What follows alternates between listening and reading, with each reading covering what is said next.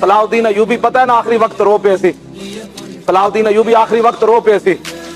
دو گلاں تو رویا سی یا اللہ تو ایو جی تلوار کیوں نہیں بنائی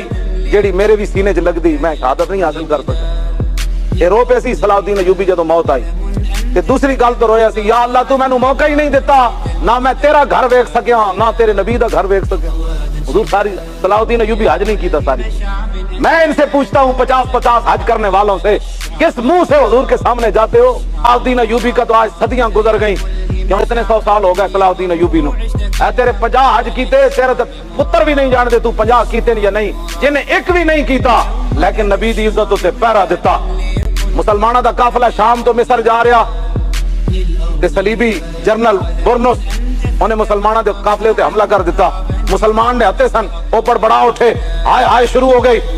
وہ برنس کہنے لگا ہے نا محمدکم ادعو ینصرکم انہیں طنز کیتا انہوں نے کہا تم جو کہتے ہو تمہارے نبی تمہارے مددگار ہیں نبی تم کہتے ہو حاضر و ناظر ہیں نبی جناب ہماری ہر چیز کو دیکھ رہے ہیں تو بلاؤ محمد کو تمہاری مدد کرے